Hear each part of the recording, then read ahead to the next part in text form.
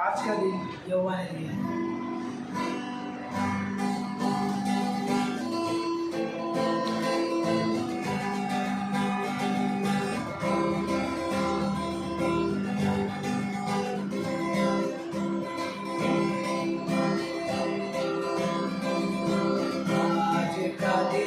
दिया है।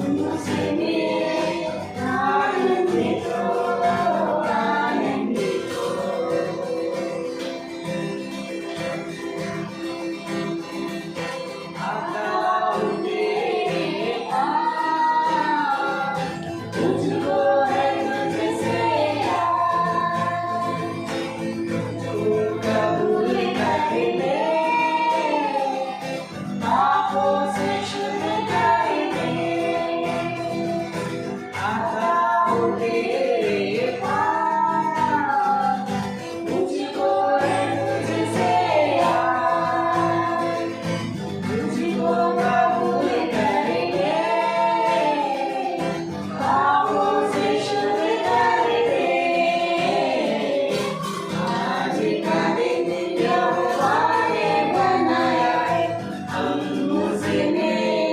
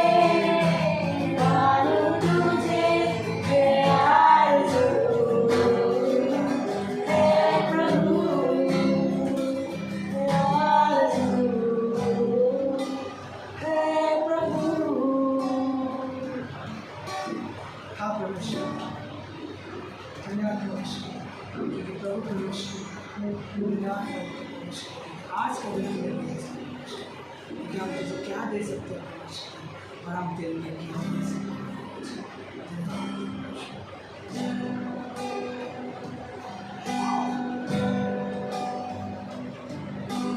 क्या दे सकता हूँ, क्या ला सकता हूँ, कहता तुझे बस शुक्रिया। क्या दे सकता हूँ, क्या ला सकता हूँ, कहता तुझे बस शुक्रिया, शुक्रिया, शुक्रिया, शुक्रिया तेरा, शुक्रिया, शुक्रिया, शुक्रिया यीशु तेरा।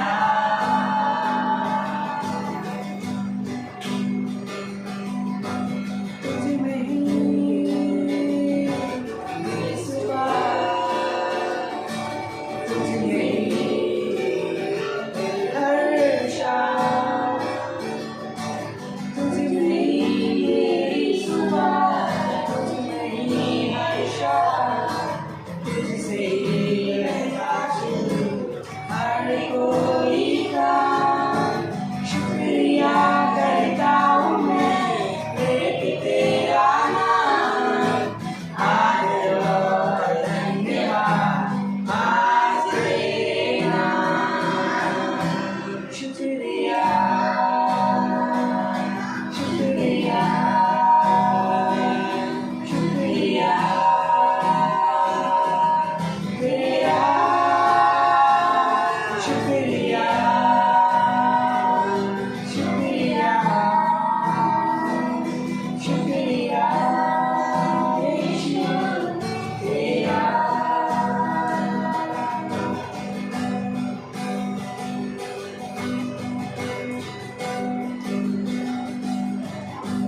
सारी दुनिया तेरी है, सब कुछ तूने रचाया है। सारी दुनिया तेरी है, सब कुछ तूने रचाया है। मुझको भी तूने बनाया है, तेरे जैसा किया है। क्या दे सकता हूँ, क्या ला सकता हूँ, कहता तुझे बस शुक्रिया। क्या दे सकता हूँ, क्या ला सकता हूँ, कहता तुझे बस शुक्रिया, शुक्रिया, शुक्रिया, शुक्रिया तेरा, शुक्रिया, शुक्रिया, शुक्रिया यीशु तेरा। हाँ परमेश्वर, तेरा शुक्रिया करते हैं परमेश्वर, क्योंकि प्रभु परमेश्वर पिता आप राजाओं के राजा परमेश्वर। धन्यवाद देते परमेश्वर का आज की सभा के लिए प्रभु परमेश्वर पिता कि तूने यहाँ पे उपस्थित किया है, इसलिए धन्यवाद देते परमेश्वर। परमेश्वर आज का मैसेज परमेश्वर का आपके हाथों में रखते हैं परमेश्वर। आप अगुवाई करना परमेश्वर, आज हमें कुछ नया सीखना है। धन्यवाद देते हैं परमेश्वर, धन्यवाद देते हैं छोटी सी प्रार्थना यीशु मसीह के नाम से आमीन।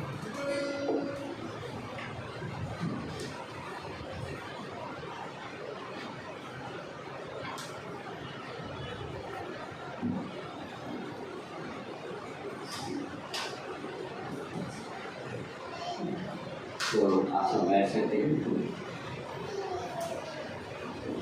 तो हमारे बीच में असिस्टेंट पहले आपका मेरा नाम सुजाता दास। सुजाता दास, आपका स्वागत है। धन्यवाद आने के लिए। तो आप पहली बार कलेसिया में पहले गए हैं? किधर भी नहीं गए? ग्रेट, अच्छा है। सो आइए प्रार्थना करते हैं।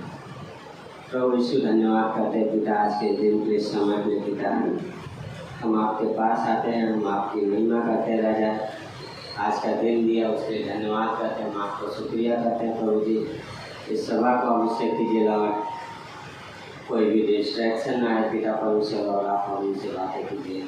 धन्यवाद करते हैं यीशु मसीह। हालेलुया गाते हैं, आपकी उपस्थिति आपकी सामर्थ बन रहेगा यीशु मसीह के नाम से, आमीन।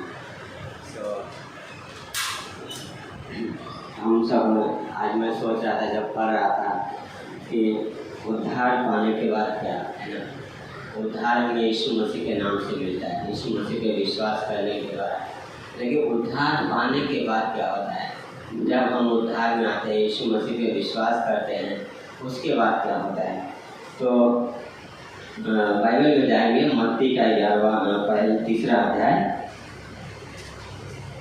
उसकी 11वीं पंक्ति होता है, मैं तो पानी से तुम्हें मन फिराव का बपतिस्मा देता हूँ, परंतु जो मेरे बाद आने वाला है वह मुझसे शक्तिशाली है, मैं उसकी जुर्ती उठाने के योग्य नहीं। वह तुम्हें पवित्र आत्मा और आग से बपतिस्मा देगा। यहाँ पे यूहन्ना बपतिस्मा देने वाला है ना। किसके बारे में बोला है? यीशु मसीह के बारे में। ठीक है, बोलता है जब वो आएगा तो तुम्हें पवित्र आत्मा और आग से बपतिस्मा देगा। तो एक चीज़ होता है कि जब हम विश्वास में आते हैं तो विश्वास में आने के बाद क्या मिलता है? पवित्र आत्मा मिलता है ना, सहायक। लेकिन उसका भी एक रिजल्ट है। सो आप बोलेंगे पिछले हफ्ते भी पवित्र आत्मा के बारे में हम किए थे। यस, सो पर बहुत अच्छा है कि वो जानना है ना उसके कार्य क्या है। सो जब हम उद्धार में आते हैं तो क्या होता है? पवित्र आत्मा मिलता है, और वो पवित्र आत्मा क्या करता है? हमें कुछ चीज़ें करता है हमारे साथ, और कुछ चीज़ें क्या है? एक विश्वासी के साथ, एक व्यक्ति के साथ होती है। सो पवित्र आत्मा का बपतिस्मा 2 तरीके का बपतिस्मा है। एक पानी का बपतिस्मा जो विश्वास में आने के बाद हर एक विश्वासी जो क्या है अपना व्यक्तिगत निर्णय लेता है और बपतिस्मा लेता है। दूसरा है पवित्र आत्मा का बपतिस्मा, है ना। तो इस पर बहुत सारा डिबेट भी होता है पवित्र आत्मा के बपतिस्मा के बारे में। पर ये पवित्र आत्मा का बपतिस्मा है क्या? हाँ, और इसका रिजल्ट क्या है? पवित्र आत्मा का बपतिस्मा, बहुत सारे लोग बोलते हैं कि जब आपको बपतिस्मा लोगे तो होगा। अलग अलग धारणाएं हैं, पर एक विश्वासी को पवित्र आत्मा का बपतिस्मा उस समय हो जाता है जब वो यीशु मसीह को उद्धारकर्ता के रूप में ग्रहण करता है। उसी समय पवित्र आत्मा का बपतिस्मा हो जाता है। पवित्र आत्मा उसी क्षण से एक व्यक्ति के अंदर निवास करने लगता है, हमेशा हमेशा के लिए। और पवित्र आत्मा, इसके लिए ज़्यादा वर्सेस नहीं है बाइबल में, सिर्फ 7 वर्सेस हैं जो इसके बारे में होते हैं। पर उसके बाद के जो परिणाम हैं उसके बारे में बहुत सारे वर्सेस हैं। सो पवित्र आत्मा का बपतिस्मा होता है ना। सो पवित्र आत्मा क्या करता है? हमें जब पवित्र आत्मा हमारे अंदर आता है तो क्या करता है? हमें मसीह की देह में जोड़ देता है। यीशु मसीह की संगति में हम क्या करते हैं? जोड़ दिए जाते हैं। सो पवित्र आत्मा हमें क्या करता है कि यीशु मसीह के साथ उसकी संगति में जोड़ दिया जाता है। जीवित संगति में, हमेशा के संगति में हम क्या करते हैं? जोड़ दिए जाते हैं। सो परमेश्वर के साथ अभी क्या है? हम संगति रख सकते हैं। प्रेरितों के काम 2 अध्याय का उसकी 38 पंक्ति अगर देखते हैं तो Acts 2:38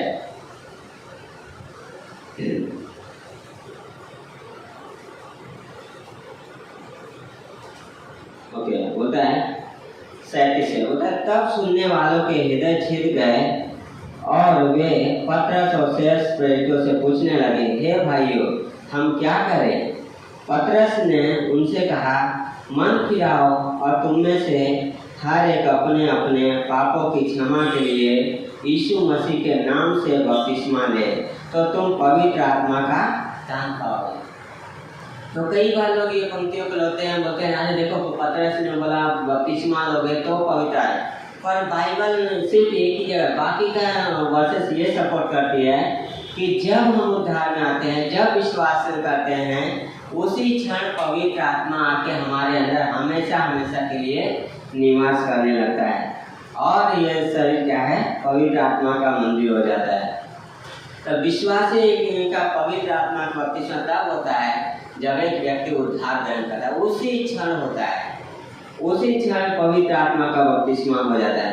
पहला कुरिन्थियों का 6वां अध्याय उसकी 15वीं पंक्ति,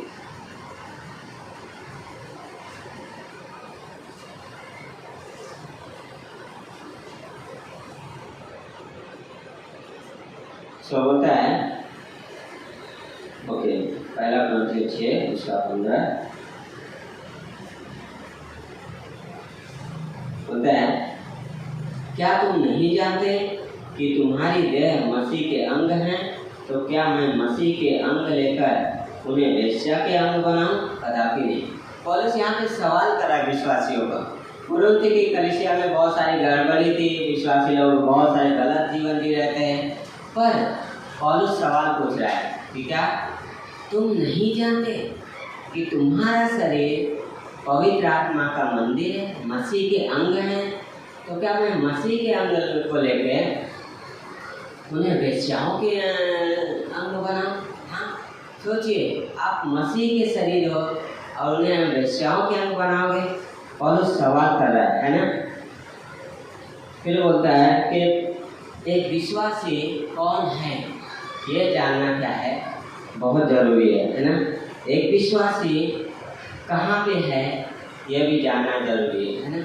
हम मसीह में हैं, हम मसीह की संगति में हैं, हम मसीह की संगति में जोड़ दिए गए, परमेश्वर के साथ संबंध में जोड़े गए हैं, एक जीवित संबंध में, और परमेश्वर के साथ अब हम संबंध में जी सकते हैं।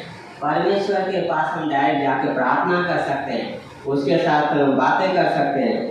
कितना अद्भुत है कि परमेश्वर ने हमें अपनी संगति में जोड़ा है ना, उस संगति में जोड़ दिया है। और इसलिए पौलुस बोलता है कि जब तुम्हारा शरीर मसीह के अंग है, हाँ, उसे पहले अगर पढ़ोगे तो बोलता है शरीर में बहुत से अंग हैं, हाँ, हम सबके शरीर में बहुत से अंग हैं, है ना। सबके पास 5 उंगलियां हैं, हाथ में 5 पैरों में, है ना, आँख है, कान है, लेकिन हर एक अंग मिलके क्या होता है, एक देह बनती है। और हर एक कलीसियाएं, हर एक विश्वासी मिलकर कलीसिया बनती है, और हर कलीसिया मिलकर मसीह के अंग बनते हैं, है ना।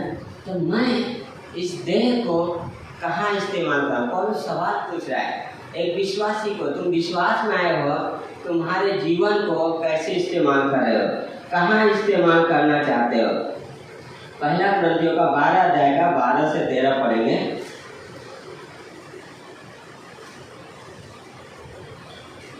बोलता है, क्योंकि जिस प्रकार देह तो एक है और उसके अंग बहुत से हैं, और उस एक देह के सब अंग बहुत होने पर भी सब मिलकर एक ही देह है, उसी प्रकार मसीह भी है। क्योंकि हम सब ने, क्या यहूदी हो, क्या यूनानी, क्या दास हो, क्या स्वतंत्र, एक ही आत्मा के द्वारा एक देह होने के लिए बपतिस्मा लिया, और हम सबको एक ही आत्मा पिलाएगा। क्या क्या? एक ही आत्मा, पवित्र आत्मा हमें पिलाएगा। पवित्र आत्मा आके क्या किया, हमारे अंदर निवास करने लगा। हम क्या, किसके लिए बपतिस्मा मिला? एक देह होने के लिए, परमेश्वर के साथ संगति में जोड़े जाने के लिए। परमेश्वर के साथ जुड़ जाए उसे लिए क्या है, पवित्र आत्मा का बपतिस्मा हुआ, है ना। जब हम बपतिस्मा लेते क्या कहते हैं, गवाही देते हैं कि अब मैं यीशु के पीछे क्या है, चल रहा हूँ, मैं यीशु पे विश्वास करता हूँ, मैं यीशु का चेला हूँ, हाँ, ये गवाही है। लेकिन जब हमने विश्वास लिया किसका, यीशु मसीह की देह का, यीशु मसीह की संगति का, यीशु मसीह के साथ चलने का, इसलिए होता है कि देह में बहुत से अंग हैं, पर सब मिलके क्या है, एक शरीर बनती है। और फिर होता है कि हम सब ने क्या है, उस देह का बपतिस्मा होने के लिए क्या किया, बपतिस्मा लिया। और बहुत 14 पंक्ति में होता है, इसलिए कि देह में एक ही अंग नहीं और बहुत से, है ना, बहुत से विश्वासी हैं, लेकिन सब मिलकर हम क्या है, मसीह के अंग हैं। क्यों हमें एक दूसरे विश्वासियों का एक दूसरे से ज़्यादा ऑनर करना चाहिए। पौलुस बोलता है एक दूसरे से उत्तम समझो, एक दूसरे से अच्छा समझो, एक दूसरे का आदर करो। क्यों? क्योंकि हम सब मसीह के अंग हैं, हम सब मसीह की देह हैं। हाँ, हम अपने देह को प्रेम करते हैं सब लोग, है ना। हम नहाते हैं, ब्रश करते हैं, मुंह धोते हैं, है ना, अच्छे कपड़े पहनते हैं अच्छा दिखने के लिए, है ना। उसी तरीके से कभी भी किसी विश्वासी को क्रिटिसाइज करने से पहले ये सोचे कि मसीह का अंग है ना। हमें ये याद रखना जरूरी है कि जिसके बारे में बोल रहा हूँ कौन है, वो यीशु मसीह का अंग है और यीशु मसीह में रखा गया है। हाँ, मैं किसकी क्रिटिसाइज कर रहा हूँ, किसकी निंदा कर रहा हूँ? यीशु मसीह का नहीं। हम सब अपने शरीर से प्रेम करते हैं ना, हम मसीह के हैं। क्या होता है, इफिसियों का दूसरा अध्याय उसकी 16वीं पंक्ति।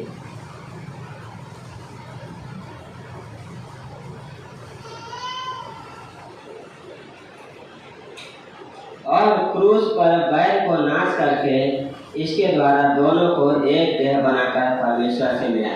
यीशु मसीह ने क्या किया, एक बैर था, पाप, उसे दूर किया और हमें क्या किया, एक देह बना दिया मसीह में और परमेश्वर से मिला दिया, है ना। अब उस संगति में जोड़ दिया है। उस क्रूस के बिना ये असंभव था। उस क्रूस पे यीशु मसीह ने जान देने के द्वारा क्या है, ये संभव किया, है ना। इफिसियों का 4 अध्याय का अगर 4 और 5 देखते हैं तो बोलता है,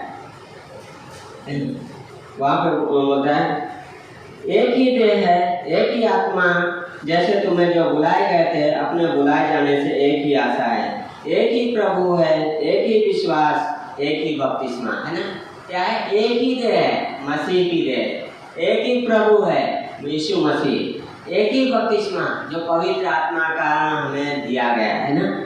एक ही देह है, हम जो बुलाए गए थे हमें मसीह में पवित्र आत्मा का बपतिस्मा दिया गया और उस मसीह में जोड़ दिए गए हैं। उस संगति में, उस संबंध में, एक जीवित संबंध में क्या है, जोड़ दिए गए हैं।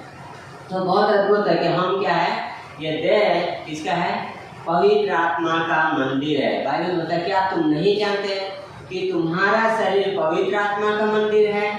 हाँ, फिर बोलता है तुम्हारा शरीर यीशु मसीह के अंग है। सोचिए, ये शरीर हमारा मिट्टी से बनाया परमेश्वर ने, पर उसको बहुत वैल्यू दिया परमेश्वर ने। उसके लिए यीशु मसीह ने अपना जान दिया, उसके लिए हमें पवित्र आत्मा दिया, अपना अंग बनाया और हमें क्या है, पवित्र आत्मा का मंदिर बनाया।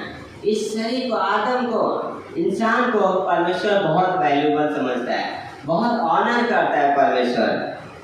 और हमें एक दूसरे का आदर करना है ना। इसलिए क्योंकि हम क्या है, मसीह की देह हैं। कुलुसियों का 1 अध्याय उसकी 24 पंक्ति।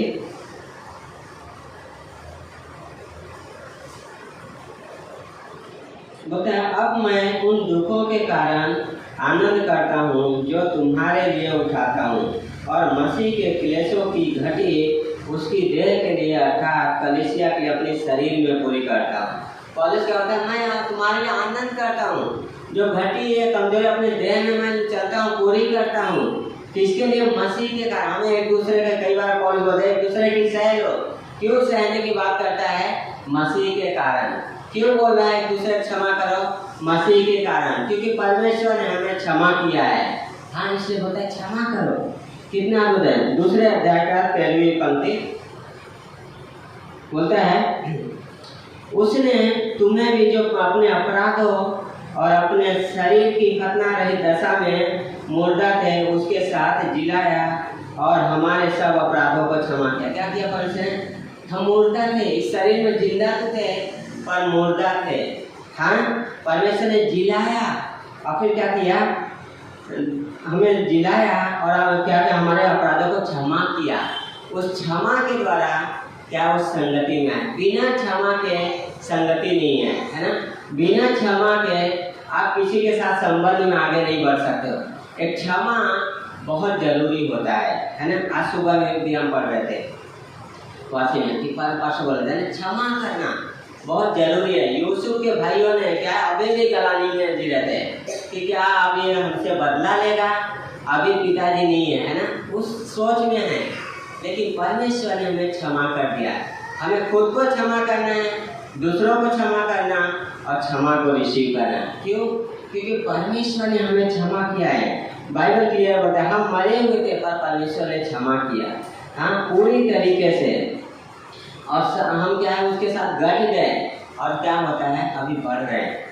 हमारा शरीर क्या है, यीशु मसीह का मंदिर है। हम यीशु मसीह के अंग हैं। वो हमारा क्या है, सिर है और हम उसके क्या है, अंग हैं, है ना। तो जो क्या होता है, जो अंग है शरीर का, कहाँ से, सिर से के द्वारा चलाया जाता है। अब एक विश्वासी अपने जीवन में कैसे चलाया जाता है, ये बहुत मायने रखता है ना। हम सोचते हैं, विचार करते हैं, अब कौन से विचार करते हैं ये मायने रखता है। हमें हमारे विचार कहाँ से आ रहे हैं ये सोचना बहुत जरूरी है ना। विचारों को परखना है ना, विचारों को फिर लेके चलना। मसीह के विचार है ना, बाइबल होता है कि तुम्हारे अंदर मसीह का मन हो, यीशु मसीह का मन हो। कैसे? जब हम उसके विचारों को लेंगे, है ना। उसके विचार क्या, क्षमा है, प्रेम है, धार्मिकता का जीवन है ना, स्वतंत्रता का जीवन। तो हमें क्या है, वो रोमियो का 6वां अध्याय 1 से 4 बोलता है, तो हम क्या कहें, क्या हम पाप करते रहें कि अनुग्रह बहुत हो? क्या बोला है, सवाल पूछा पौलुस, क्या कहें, अनुग्रह बहुत हो इसलिए पाप करते रहें? फिर सवाल बोलता है, नहीं, कदापि नहीं। अनुग्रह पाप का लाइसेंस नहीं देता। अनुग्रह उस क्षमा को ग्रहण करने के लिए हमें सामर्थ्य देता है, परमेश्वर के पास आने की सामर्थ्य देता है, ना कि पाप करने का लाइसेंस। हाँ, बोलते कदापि नहीं। हम पाप के लिए मर गए तो फिर आगे को उसमें क्यों कर जीवन बिताए? क्या बोला, मैं पाप के लिए मर गया हूँ, इस शरीर के लिए, इस संसार के लिए मैं मर गया हूँ, मैं क्यों जीवन बिताऊं? मैं पुराना जीवन जो था गया। इसलिए फिलिपियों के 3 अध्याय पौलुस बता, पुरानी बातें मेरे लिए जाती रही, अब जो है क्या है, आगे निशाने को दौड़ रहा हूँ, है ना। कई बार बहुत सारी रुकावटें आती है मसीह जीवन में, विश्वासियों के अंदर, लोगों के अंदर रुकावटें आती है, पर हमें उसे क्रूस के पास लेके जाना है, परमेश्वर के पास। परमेश्वर आप सामर्थ दो, आप हेल्प करो, है ना। तो बोलता है, क्या तुम नहीं जानते कि हम सब जिन्होंने मसीह यीशु का बपतिस्मा लिया, उसकी मृत्यु का बपतिस्मा लिया? फिर सवाल कर रहा है, क्या तुम नहीं जानते कि हम सब जिन्होंने मसीह का बपतिस्मा लिया, किसका, उसकी मौत का बपतिस्मा लिया। हाँ, फिर बोलता है, अतः उस मृत्यु का बपतिस्मा पाने से हम उसके साथ गाड़े गए, ताकि जैसे मसीह पिता की महिमा के द्वारा मरे हुओं में से जिलाया गया, वैसे ही हम भी नए जीवन की सी चाल चले। क्या बोला है, हम सब क्रूस पे उसके साथ मारे गए, फिर जिलाए गए। अब क्यों जिलाए गए? जब मरे तो लोग बोलते हैं मरना तो है ही, लेकिन हम जिलाए गए, पर जिलाए जाने का एक मकसद है, एक कारण दिया परमेश्वर ने, और वो बोलता है क्या है, नए जीवन की सी चाल चले। परमेश्वर ने हमें एक नया जीवन दिया है, उसकी संगति में जोड़ा है, और बोलता है उस जीवन की चाल चलो। कौन सा? नए जीवन की चाल, जो परमेश्वर ने दिया है, जो परमेश्वर का जीवन है, उस जीवन की चाल चलो। हाँ, किस लिए दिलाएंगे? नए जीवन की सी चाल चलने के लिए। हाँ, पुरानी बातें बीत गई है, सब कुछ क्या है, नया है। बोलता है क्योंकि यदि हम उसकी मृत्यु की समानता में उसके साथ जुट गए हैं, तो निश्चय उसके जी उठने की समानता में भी जुट जाएंगे। क्या बोला, उसके साथ मरे हैं, हम जिलाए भी जाएंगे। हमारे पास एक आशा है, यीशु मसीह आएगा बादलों पे ले जाने के लिए। हाँ, उस आशा में जीवन को व्यतीत करना है, उस जीवन को जो मसीह ने दिया है। यूहन्ना के 14वें अध्याय में यीशु मसीह क्या बोला, परमेश्वर पे विश्वास रखते हो, मुझ पे भी विश्वास करो, मैं तुम्हारे लिए जगह तैयार करने जा रहा हूँ, आऊँगा, क्या करूँगा, तुम्हें अपने साथ लेके जाऊँगा। कितना अद्भुत है ना। यीशु मसीह ने ये नहीं बोला कि मैं स्वर्ग चल रहा हूँ, तुम भी आ जाना, हाँ, या मैं किसी को भेज दूंगा तुम्हारे, लेकिन यीशु मसीह क्या बोला, मैं आऊँगा और तुम्हें लेके जाऊँगा। व्यक्तिगत परमेश्वर हमें लेने आने वाला है ना। व्यक्तिगत वो संगति है परमेश्वर का, और वो हर एक विश्वासी को व्यक्तिगत लेने आएगा। और इसलिए हमारा एक विश्वास है कि हम उसके साथ मरे हैं, तो हम जिएंगे जरूर। हम जिएंगे तो हम उसके साथ राज्य करेंगे अनंत काल तक। क्या करेंगे? राज्य करेंगे, है ना। बहुत अद्भुत बोलता है, हम जानते हैं कि हमारा पुराना मनुष्यत्व उसके साथ क्रूस पर चढ़ाया गया ताकि पाप का शरीर व्यर्थ हो जाए और हम आगे को पाप के दासत्व में न रहें। क्या बोला है? पुराना मनुष्य क्रूस पे चढ़ाया गया, क्यों? ताकि जो पाप था व्यर्थ हो जाए, आगे को हम उस पाप के दासत्व में न जिए। हाँ, हम स्वतंत्र किए गए हैं, स्वतंत्रता का जीवन जीने के लिए, ताकि हम पाप के दासत्व में न रहें, व्यर्थ हो जाए, है ना। पाप का सब कुछ क्या हो गया? व्यर्थ हो गया है। कितना अद्भुत है कि हम आगे को उस दासत्व में नहीं। कई बार हम पाप में जीते हैं ना। पाप का प्रभुता कब आता है? जब हम पाप करते हैं या हम पाप में जीते हैं या पाप के विचार को एंटरटेन करते हैं या कुछ गलत चीजें देखते हैं। क्या होता है? वो पाप है परमेश्वर के खिलाफ, और वो पाप क्या करता है? रूल करता है ना। हमें उससे बाहर जीना है। हम पाप में जीने के लिए नहीं है, हम स्वतंत्र किए गए हैं नए जीवन की चाल चलने के लिए। उस संगति में, जीवित संगति में जो हम जोड़े गए हैं, उसमें जीने के लिए हम क्या है? स्वतंत्र किए गए हैं। तो लास्ट में होता है, क्योंकि जो मर गया वह पाप से छूटकर धर्मी ठहरा। इसलिए यदि हम मसीह के साथ मर गए तो हमारा विश्वास है कि उसके साथ जिएंगे। क्या बोल रहा है? जो मर गया वो क्या है? स्वतंत्र हो गया, है ना। पाप से छूट के धर्मी ठहरा। अब क्या है? हम मर गए हैं, पर हमारा एक विश्वास है कि हम मसीह के साथ राज्य करेंगे, हम मसीह के साथ जिएंगे। हाँ, और उस आशा में तो पवित्र आत्मा क्या करता है? हमें जोड़ देता है, उसकी संगति में जोड़ता है, यीशु मसीह के साथ, परमेश्वर के साथ, और हमें उसमें क्या है? बढ़ते जाना है। बाइबल बोलता है, दाखरस से मत वाले ना हो, परंतु क्या करो? पवित्र आत्मा से परिपूर्ण होते जाओ। क्या करो? पवित्र आत्मा से परिपूर्ण होते जाओ, यानी उसको अपने जीवन में राज्य करने दो, उसके जीवन विचारों में जियो, उसके सामर्थ्य में जीना, है ना। बहुत अद्भुत है कि उसको अपने जीवन में राज्य करने देना, है ना। कौन हमारे जीवन में राज्य कर रहा है, ये बहुत मायने रखता है। पवित्र आत्मा, मैं, या मेरा पापी स्वभाव, है ना। इसलिए बाइबल बोलता है कि हम उस संगति में जोड़ दिए गए हैं। कहाँ? परमेश्वर के साथ। हर एक विश्वासी, विषयों का 2 अध्याय उसकी 11वीं पंक्ति बोलता है, पहले तो तुम क्या है? अपने पापों और अपराधों में मरे हुए थे। हम मसीह ने पाप नहीं किया था। 2 कुरिन्थियों का 5:7 का होता है, जो पाप से अज्ञात था वो हमारे लिए पाप बना, है ना, ताकि हम उसमें होके क्या है? मसीह की धार्मिकता हो जाए, है ना। हमने पाप किया था, हम अपने पापों और अपराधों में मरे थे, हाँ, लेकिन हम क्या है? मर गए उस पाप के लिए, उस पुराने के लिए मर गए हैं, लेकिन अब हम क्या है? मसीह के लिए, नए जीवन के लिए जी रहे हैं। इसलिए 2 कुरिन्थियों 5:7 बताया, अब जो मसीह यीशु में है क्या है? नई सृष्टि है। अपने आप को उस तरीके से देखना कि मैं नई सृष्टि हूँ। आज इस पहचान में जियो कि मैं नई सृष्टि हूँ, मैं मसीह में हूँ, मैं मसीह की संगति में हूँ, मैं परमेश्वर का बच्चा हूँ। हाँ, पहला यूहन्ना 1:12 क्या होता है? जितनों ने उसे ग्रहण किया, क्या किया उसने? उन्हें परमेश्वर का संतान होने का अधिकार दिया, है ना। अधिकार दिया परमेश्वर का संतान होने का। किसको? जितनों ने उसे ग्रहण किया, है ना। ये नहीं बोला कि जितनों ने कुछ करके आया, जितनों ने विश्वास किया वो परमेश्वर की संतान है, वो परमेश्वर की संगति में है, हाँ, उस जीवित संगति में। इसलिए पौलुस बोलता है, अब क्या है ना, बहुत से सवाल बोलता है, क्या तुम नहीं जानते तुम्हारा शरीर मसीह के अंग है? कुरिन्थ की कलीसिया में बहुत सारे जो विश्वासी थे व्यभिचार में जी रहे थे, गलत संबंध में जीवन जी रहे थे, जिसके वजह से पौलुस बोलता है, उन्हें याद दिलाता है कि तुम कौन हो। 3 अध्याय में बोलता है कि तुम्हारा शरीर पवित्र आत्मा का मंदिर है, तुम पवित्र परमेश्वर के मंदिर हो। फिर बोलता है, क्या तुम नहीं जानते कि तुम्हारा शरीर मसीह के अंग है? मंदिर में थोड़ा सा और आगे जा रहा है डीप में पौलुस, क्या है? अंग है ना, शरीर के पार्ट है ना। क्या बोला? तुम शरीर के पार्ट हो। कितना वैल्यूबल है ना। सोचिए, परमेश्वर ने हमें एक विश्वासी को कितना वैल्यू दिया है। हम क्या थे? मरे हुए थे, परमेश्वर ने जिलाया, और सिर्फ जिलाया ही नहीं, उसने हमें वैल्यू दिया, है ना, बहुत वैल्यू दिया। हम जब कुछ खरीदने जाते हैं तो उसका वैल्यू होता है ना, कीमत होता है।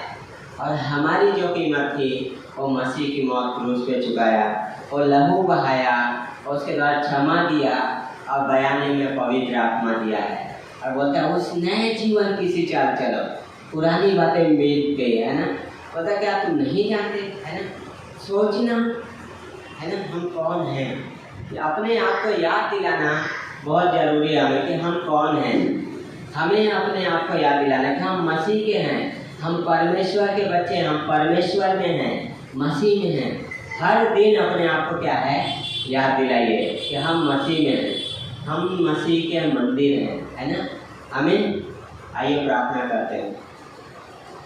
प्रभु परमेश्वर, हम धन्यवाद करते हैं पिता आज के दिन के लिए, समय के लिए। पिता आपने हमें पवित्र आत्मा का मंदिर बनाया, आपने हमें अपना अंग बनाया, उसके लिए धन्यवाद करते हैं प्रभु जी। हम आपको महिमा देते हैं पिता, धन्यवाद करते हैं। यदि आप मेरे यहाँ पे हैं, अगर नहीं ग्रहण कर बोल सकते यीशु मैं पापी हूँ, मेरे पाप को क्षमा करो और मुझे स्वर्ग मिलो। यदि आपने ये प्रार्थना की अपने मन में, तो परमेश्वर ने आपको पापों को क्षमा किया, और आपका शरीर पवित्र आत्मा का मंदिर है, और आप परमेश्वर के हो, आप वैल्यूबल हो, और आप परमेश्वर के अंग हो। धन्यवाद करते हैं प्रभु जी। आज के इस दिन को आपके हाथों में देते हैं, इस समय को आपके हाथों में देते हैं परमेश्वर। हम आपको महिमा देते हैं राजा, हालेलुया गाते हैं राजाओं के राजा।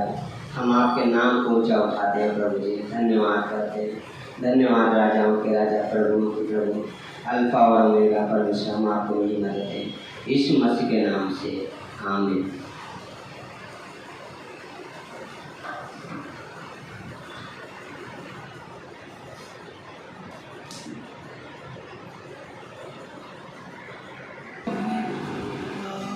इसके द्वारा जानने की एक दोस्त है, वो कैसा मानता है और उनका क्या आज। आइए अपने सामने हम खड़े रहते हैं, परमेश्वर की जय जयकार करते हैं।